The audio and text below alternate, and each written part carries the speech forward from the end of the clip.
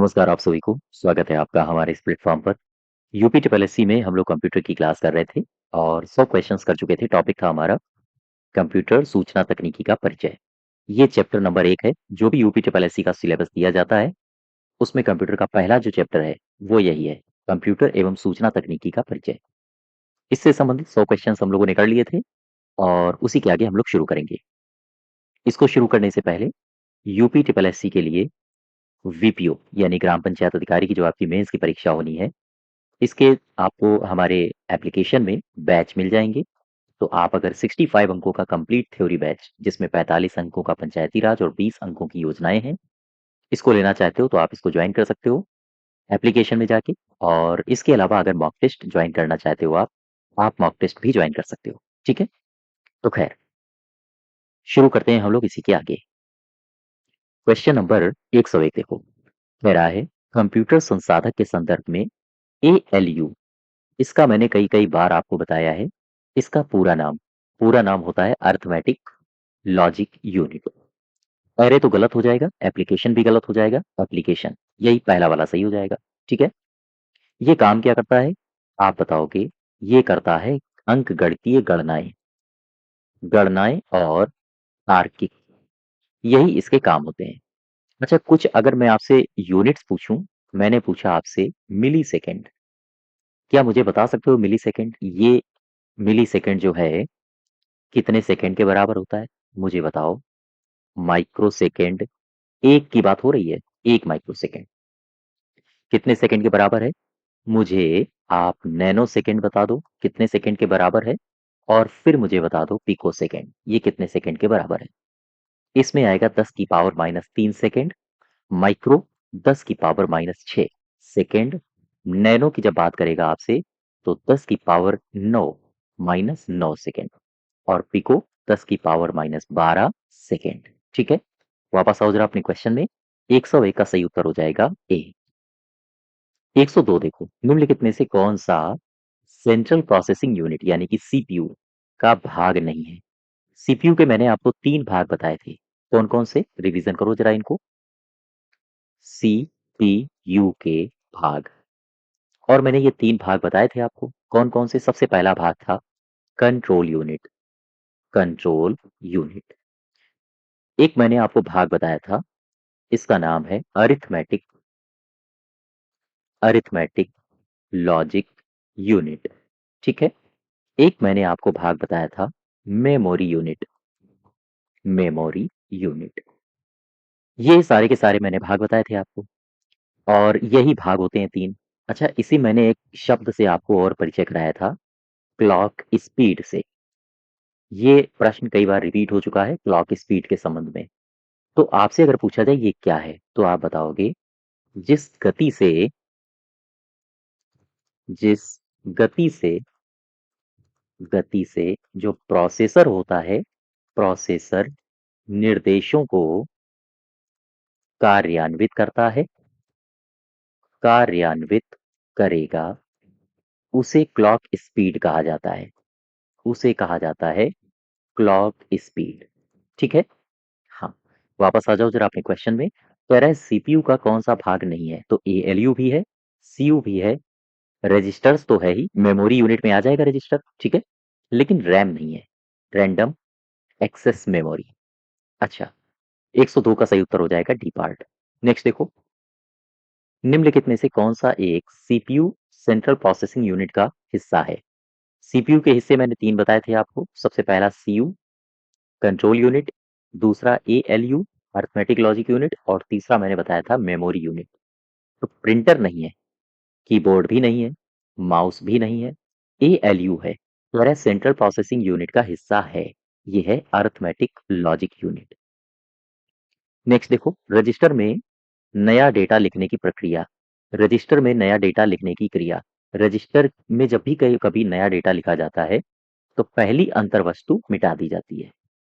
बात समझ पा रहे हो? 104 का सही उत्तर हो जाएगा ए पार्ट। अब क्वेश्चन ये आया, ये एक शब्द है रजिस्टर, ये होता क्या है? रजिस्टर, क्या मुझे बता सकते हो आप ये रजिस्टर क्या है? हाँ बिल्कुल। क्या है ये? तो आप बताओगे प्रकार की यह एक प्रकार की मेमोरी है। जो कि सीपीयू के अंदर होती है। सीपीयू के अंदर होती है, ठीक? चूँकि सीपीयू के अंदर होती है और हम ये कह सकते हैं कि जब भी कभी जो डेटा प्रोसेस होता है, तो डेटा प्रोसेस होने से पहले जो भी डेटा होगा, उसकी इन्फॉर्मेशंस रजिस्टर मेमोरी में दर्शाई जाती हैं। तो ख़ैर, ये भी याद रखना, पूछा जाता है कि किसमें उससे पहले प्रोसेसिंग से पहले किसमें दर्शाई जाती हैं। तो कोई भी डेटा प्रोसेस होने से पहले प्रोसेस होने से पहले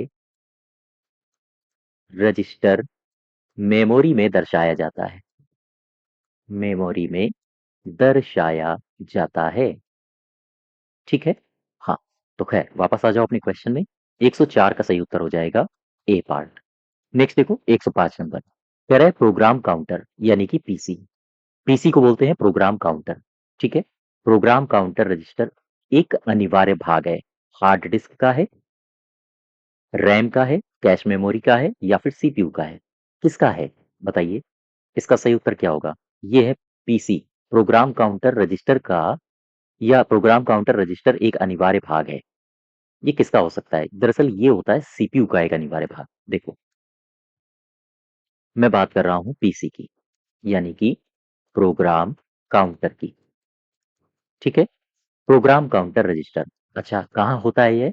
तो यह सीपीयू में एक रजिस्टर होता है। एक रजिस्टर होता है। क्या करता है ये? इसमें होता क्या है? दरअसल इसमें अगले निर्देश का, जो अगला निर्देश जाता है, अगले निर्देश का इसमें एड्रेस होता है, पता होता है। और ये कहाँ निष्पादित होता है? जो कि मेमोरी में निष्पादित किया जाता है। निष्पादित किया जाता है। ये बात आप समझ पा रहे हो? अच्छा, ये कितने बिट का रजिस्टर होता है अगर ये पूछे आपसे, तो 16 बिट का। यह 16 बिट का रजिस्टर होता है। रजिस्टर होता है। अच्छा, इसके कुछ और नाम भी हैं। इसे अन्य नामों से जाना जाता है। तो नाम अगर आपसे पूछे जाएं तो आप बताओगे, इसे कहा जाता है इंस्ट्रक्शन काउंटर। इसे कहा जाता है इंस्ट्रक्शन पॉइंटर। इसे कहा जाता है इंस्ट्रक्शन एड्रेस रजिस्टर, ठीक है? इसे कहा जाता है सीक्वेंशियल रजिस्टर। सीक्वेंशियल रजिस्टर, ये इसके नाम है, याद रखिएगा। तो खैर 105 का सही उत्तर हो जाएगा डी पार्ट। नेक्स्ट देखो 106, कह रहा है कीबोर्ड, मॉनिटर, कैबिनेट, ये किसके घटक हैं? ये सारे के सारे होते हैं हार्डवेयर के घटक। स्टोरेज यूनिट तो है नहीं। सॉफ्टवेयर, कीबोर्ड सॉफ्टवेयर थोड़ी ना होता है, हार्डवेयर होता है, कंट्रोल यूनिट भी नहीं है। सी पार्ट सही हो जाएगा, ठीक है? अच्छा, आप जरा हार्डवेयर में आओ और हार्डवेयर को क्लासिफाई करो। हार्डवेयर, अगर हम आपसे पूछें कि मुझे बताओ कार्य पद्धति के आधार पर, कार्य पद्धति के आधार पर जो हार्डवेयर है, हार्डवेयर को कितने भागों में बांटा जाता है? तो आप क्या बताओगे? इसे 4 भागों में दरअसल बांटा जाता है। पहला है इनपुट यूनिट, दूसरा है भंडारण यूनिट, ठीक है? तीसरा है सिस्टम यूनिट, सिस्टम यूनिट, और चौथा है आउटपुट यूनिट, आउटपुट यूनिट। अच्छा, ये जो सिस्टम यूनिट है ना, इसी में आप पढ़ोगे मदरबोर्ड को, मदरबोर्ड को, इसी में आप पढ़ोगे सीपीयू को, इसी में आप पढ़ोगे प्राथमिक या फिर मुख्य मेमोरी को। बात समझ पा रहे हो? तो ये 4 भाग हैं। वापस आ जाओ, आंसर होगा सी पार्ट। नेक्स्ट देखो क्वेश्चन नंबर 107, कह रहा है निम्नलिखित में से किस मेमोरी में सीपीयू की सीधी पहुंच होती है? सीपीयू की सीधी पहुंच कहाँ होती है? रैम में होती है, आरएएम लिखा है ये, या फिर हार्ड डिस्क में होती है? इसमें तो होती नहीं, मैग्नेटिक टेप में भी नहीं होती है, डीवीडी में भी नहीं होती है। पहला वाला ऑप्शन आपका सही हो जाएगा, ए पार्ट रैम। क्वेश्चन हमारा ये है कि ये लिखा है रैम, इसके बारे में 2-3 बातें मुझे बताओ। आर ए एम, रैम, क्या कहा जाता है? कंप्यूटर की भाषा में रैम कहा जाता है इसे। तो क्या है इसका पूरा नाम? आर फॉर होता है रैंडम ए फॉर होता है एक्सेस, एम फॉर होता है मेमोरी, रैंडम एक्सेस मेमोरी। मुझे बताओ ये क्या है? तो आप बताओगे यह एक मेन मेमोरी है, अर्थात इसे ही कहा जाता है मुख्य मेमोरी। ठीक है, ये वोलाटाइल भी है, इसे वोलाटाइल मेमोरी भी कहा जाता है या अस्थाई मेमोरी आप कह सकते हो। वोलाटाइल का मतलब क्या होता है? अस्थाई का मतलब क्या होता है? अस्थाई का मतलब होता है कंप्यूटर बंद तो डेटा भी बंद। कंप्यूटर बंद होने पर डेटा समाप्त हो जाता है। अच्छा, रैम के क्या कुछ प्रकार भी होते हैं? हाँ होते हैं। कौन कौन से रैम के प्रकार होते हैं मुझे बताओ जरा। आर ए एम, रैम के सामान्यतया दो प्रकार होते हैं। एक होता है एस रैम, और एक होता है डी रैम। एस रैम का मतलब हो S RAM random access memory, लेकिन आपसे एस का नाम पूछा जाता है। एस मतलब होता है स्टैटिक, और D RAM random access memory, यहाँ डी का मतलब होता है डायनामिक, डायनामिक रैम, और ये है स्टैटिक रैम। ठीक है, वापस आ जाओ अपने क्वेश्चन में, सही उत्तर हो जाएगा ए। क्वेश्चन नंबर 108 देखो, कह रहा है निम्नलिखित में से सीपीयू का कौन सा भाग है जो एएलयू क्रियाविधि के दौरान अस्थायी रूप से आंकड़ों का संग्रह करता है? आंकड़ों का संग्रह करता है। संग्रह करता है कौन? संग्रह एक ही करता है। कौन करता है? मेमोरी करती है। ठीक, वहीं पर आंकड़े संग्रहित होते हैं। लेकिन सीपीयू का भाग पूछा गया है, तो आप ऐसी वैसी मेमोरी नहीं उठाओगे। आप ये मत उठा लेना, सीपीयू के अंदर पूछा गया है तो आप बताओगे रजिस्टर। ठीक है, नेक्स्ट देखो क्वेश्चन नंबर 109, निम्नलिखित में से कौन सा विकल्प है जो सीपीयू मेमोरी में शामिल है? क्या सेकेंडरी मेमोरी है, केवल स्क्रैच पैड मेमोरी है, इसे एसपीएम कहा जाता है? स्क्रैच पैड और कैश ये दोनों हैं, ये सी पार्ट आपका सही हो जाएगा। अच्छा, स्क्रैच पैड क्या होता है और कैश क्या होता है? आओ देखो, सबसे पहले मैं उठा रहा हूं एस पी एम, मतलब क्या है? पूरा नाम पूछा जा सकता है आपसे, तो आप बताओगे स्क्रैच पैड मेमोरी। ठीक है, क्या है ये? तो आप बताओगे यह एक स्थानीय अस्थाई मेमोरी होती है, अस्थाई मेमोरी है।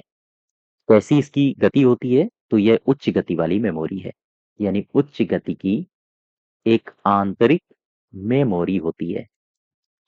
हम बात कर लें कैश मेमोरी की, कैश मेमोरी की, तो मुझे बताओ ये कैश मेमोरी क्या है? आप क्या बताओगे? आप बताओगे यह मुख्य मेमोरी और सीपीयू के बीच का भाग होती है, सीपीयू के बीच का भाग है। ठीक है, इसे ही कहा जाता है कैश मेमोरी। अच्छा, ये जो कैश मेमोरी होती है इसकी गति ठीक ठाक होती है, अस्थायी भंडारण के लिए इसका उपयोग किया जाता है, और इसके प्रयोग से इसका प्रमुख कार्य होता है कि जो मुख्य मेमोरी और प्रोसेसर के बीच की गति है, जो उनके बीच अवरोध आ रहा है, उस अवरोध को दूर करना, यही होती है कैश मेमोरी। तो इसका सही उत्तर हो जाएगा सी पार्ट। नेक्स्ट देखो, क्वेश्चन नंबर 110 कह रहा है कि पीसी यानी कि प्रोग्राम काउंटर, रजिस्टर भंडारण, ये क्या होता है? पहला मेमोरी ब्लॉक का पता होता है, ये तो गलत हो जाएगा। अंतिम मेमोरी ब्लॉक का पता होता है, नहीं, निष्पादित होने वाले अगले अनुदेश का पता होता है, सी पार्ट इसका सही उत्तर हो जाएगा। ठीक है, 110 का सी पार्ट। नेक्स्ट देखो, कह रहा है निम्नलिखित में से सीपीयू रजिस्टर का उपयोग डेटा और एएलयू के द्वारा उत्पन्न किए गए मध्यवर्ती परिणामों को संग्रहित करने के लिए किसका इस्तेमाल किया जाता है? ध्यान दो, कह रहा है कि सीपीयू रजिस्टर का उपयोग करके डेटा और एएलयू के मध्य उत्पन्न मध्यवर्ती परिणामों को संग्रहित करने के लिए किसका इस्तेमाल होता है? क्या बताओगे आप? इसका इस्तेमाल होता है एक्यूमुलेटर का। ध्यान दो, ये होता क्या है? सबसे पहले मुझे ये बताओ कि जो सीपीयू है, सेंट्रल प्रोसेसिंग यूनिट, सीपीयू में उपयोग किए जाने वाले रजिस्टर कौन होते हैं? क्या बता सकते हो? सबसे पहला ध्यान दो, एक्यूमुलेटर, एक्यूमुलेटर, और क्या होते हैं? एक होता है डेटा रजिस्टर, और कुछ होते हैं क्या? हाँ होते हैं, एक होता है एड्रेस रजिस्टर, और कोई रजिस्टर? हाँ बिल्कुल, एक होता है प्रोग्राम काउंटर, जो अभी मैं बार बार आपसे पीसी पीसी बोल रहा हूं, ये है प्रोग्राम काउंटर। ठीक है, पांचवा कौन होता है? Memory data register. Memory data register. और कौन होते हैं? एक होता है इंडेक्स रजिस्टर। 7 एक और होता है मेमोरी बफर कहा जाता है इसे, मेमोरी बफर। साथ ही साथ इंस्ट्रक्शन इंस्ट्रक्शन रजिस्टर भी होता है। अब इसमें देखो, मैं बात करता हूं एक्यूमुलेटर की, चूंकि क्वेश्चन आपका एक्यूमुलेटर से संबंधित था। मैं बात कर रहा हूं एक्यूमुलेटर रजिस्टर। ठीक है। ये जो एक्यूमुलेटर रजिस्टर होता है, इसका उपयोग कहां पर होता है? इसका उपयोग डेटा और एएलयू के द्वारा उत्पन्न किए गए मध्यवर्ती परिणामों को स्टोर करने के लिए किया जाता है।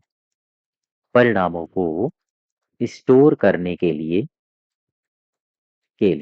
किया जाता है। और यही आपसे पूछा था। ठीक। कि सीपीयू रजिस्टर का उपयोग डेटा और एएलयू के मध्य उत्पन्न मध्यवर्ती परिणामों को संग्रहित करने के लिए आप किसका इस्तेमाल करते हो? एक्यूमुलेटर का। क्वेश्चन नंबर 112 देखो, निम्नलिखित में से कौन सी कंप्यूटर सिस्टम की मान्य विशेषताएं नहीं है? मान्य विशेषताएं कौन कौन सी हैं? देखो, पहले तो मैं आपको विशेषताएं बता दूं। कंप्यूटर की मान्य विशेषताएं। कौन कौन से कंप्यूटर विशेषताएं रखता है? सबसे पहले गति। इसकी गति पर कोई शक नहीं किया जा सकता। दूसरा, निरंतरता। तीसरा, विश्वसनीयता विश्वसनीयता। ठीक है। चौथा, स्वचालन। और पांचवा, भंडारण भंडारण क्षमता इसकी बड़ी शानदार होती है। शुद्धता बड़ी शानदार होती है। एक्यूरेसी, इसको एक्यूरेसी बोलते हैं इंग्लिश में। गलतियां करने की संभावना बहुत कम होती है। तो आईक्यू होता है क्या? ये तो मैंने नहीं बताया। अकाउंटेबिलिटी भी मैंने नहीं बताया। जवाबदेही तो बिल्कुल नहीं होती है। हाँ, बहु उपयोगिता होती है, कर्मठता भी होती है। एक और दो, जस्ट वेट, इसको थोड़ा सा ऊपर करता हूं। इसका डी पार्ट सही हो जाएगा। ठीक है। नेक्स्ट देखो, 113 कह रहा है कि एक दिखाता है कि कैसे परिचालन विशेषताओं को एक साथ जोड़ा जाता है और कंप्यूटर को साकार करने में योगदान दिया जाता है। एक क्या दिखाता है? एक कंपोनेंट डिजाइन दिखाता है, या फिर कंप्यूटर आर्किटेक्चर है, कंप्यूटर वर्किंग है, या फिर कंप्यूटर ऑर्गेनाइजेशन है? क्वेश्चन नंबर 113 का सही उत्तर होगा डी पार्ट। कंप्यूटर ऑर्गेनाइजेशन ये दिखाता है कि कैसे परिचालन विशेषताओं को एक साथ जोड़ा जाता है और कंप्यूटर को साकार करने में योगदान दिया जाता है। 114 देखो, कह रहा है कि एक कंप्यूटर सिस्टम की वैचारिक डिजाइन और मौलिक परिचालन संरचना क्या होती है? इसे कहा जाता है कंप्यूटर आर्किटेक्चर। ठीक है। 115 देखो, निम्नलिखित में से कौन सा बीआईओएस का सही रूप है? बेसिक इनपुट आउटपुट सिस्टम कहा जाता है।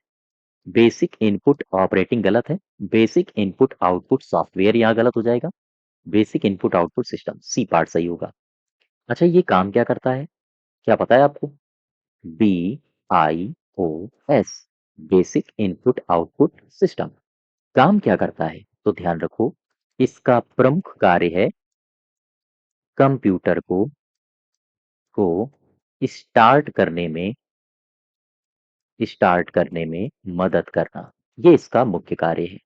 अच्छा, ये जब कंप्यूटर स्टार्ट होता है तो ये चेक करता है कि सभी कंपोनेंट जो कंप्यूटर से जुड़े हैं, या हम कहें सभी उपकरण ठीक से काम कर रहे हैं या नहीं, ये इनकी जांच करता है। और ये कहाँ होता है? कई कई बार सवाल पूछा गया, रिपीटेड है। बीआईओएस रोम के एक भाग में स्थित होता है। ठीक है। वापस आ जाओ आप अपने क्वेश्चन में। 115 का सही उत्तर हो जाएगा हाँ, सी पार्ट। नेक्स्ट देखो, 116 कंप्यूटर प्रोसेस के द्वारा इंफॉर्मेशंस में परिवर्तित करता है। कंप्यूटर प्रोसेस के द्वारा इंफॉर्मेशंस में परिवर्तित करता है। मान लो ये एक कंप्यूटर है आपका। ठीक। इसमें आपने क्या दिया? आपने दिया डेटा। और इसने किस में बदल दिया? इसने बदल दिया सूचना में। यानी कि ये हो गया इंफॉर्मेशन। आपके डेटा को इसने इंफॉर्मेशन में बदल दिया। तो कंप्यूटर प्रोसेस के द्वारा इंफॉर्मेशन में परिवर्तित क्या होता है? डेटा होता है। ठीक है? हाँ, डेटा। 116 का सही उत्तर हो जाएगा बी पार्ट।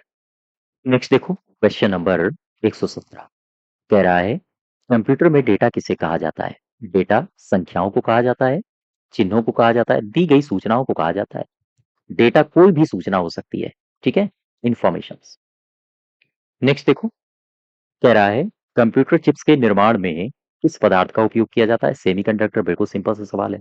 कंप्यूटर में प्रयोग होने वाली जो आईसी चिप्स होती हैं उनका निर्माण कहाँ पे होता है? ये सॉरी किससे होता है? तो सेलियन सिलिकॉन होता है ये।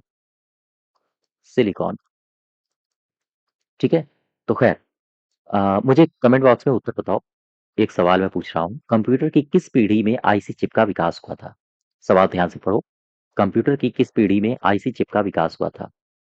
ठीक। इंटीग्रेटेड सर्किट का विकास हुआ था। क्वेश्चन नंबर 120 देखो निम्नलिखित में से कौन सा कंप्यूटर के हार्डवेयर का एक भाग नहीं है? हार्डवेयर। मॉनिटर तो है, कीबोर्ड भी है हार्डवेयर, सीपीयू भी है। ये नहीं है, ये सॉफ्टवेयर है। 121 कंप्यूटर में डेटा का किस रूप में भंडारण होता है? ऑक्टल नहीं होता है, डेसिमल भी नहीं होता है, बाइनरी में भंडारण होता है इसका, 0 और 1। नेक्स्ट देखो 122 कह रहा है कि अपूर्ण तथ्यों का प्रतिनिधित्व करता है। जो डेटा होता है ना वो अपूर्ण तथ्यों का प्रतिनिधित्व करता है। और सार्थक आंकड़े क्या होते हैं? ये होते हैं इनफॉर्मेशन, सूचनाएं। डी पार्ट सही हो जाएगा। 122 का डी।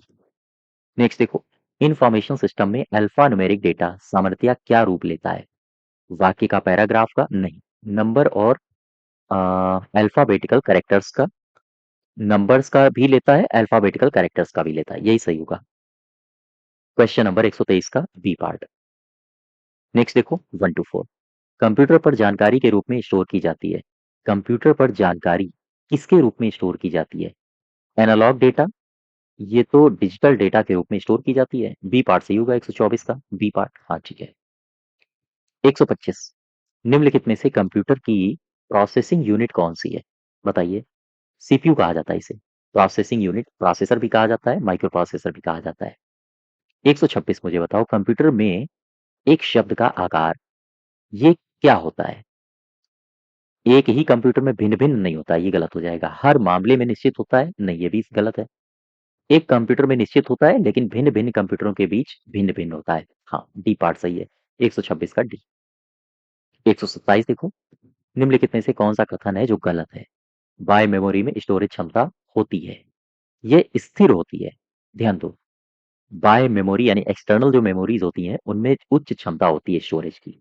और ये हाँ, फिक्स होती है, स्थिर होती है, परमानेंट होती है। रजिस्टर सीपीयू के बाहर होता है, ये सरासर गलत है। यही गलत हो जाएगा हमारा। सीपीयू के अंदर होता है, बाहर नहीं होता है। 128 देखो, एक कंप्यूटर में सभी अंकगणितीय तार्किक परिचालन किसके द्वारा होते हैं? ये होते हैं एएलयू के द्वारा। सीयू कंट्रोल यूनिट होता है, कंट्रोल करता है, रजिस्टर मेमोरी यूनिट है। 129 निम्नलिखित में से कौन सा भंडारण युक्ति सीपीयू के साथ सीधे बातचीत करता है? ध्यान दें, कौन सी भंडारण युक्ति है जो सीधे सीपीयू के साथ बातचीत करती है? ये प्राथमिक भंडारण है, प्राइमरी, इसे ही कहा जाता है मुख्य भंडारण। ठीक, तो 129 का सही हो जाएगा। हाँ, सी पार्ट।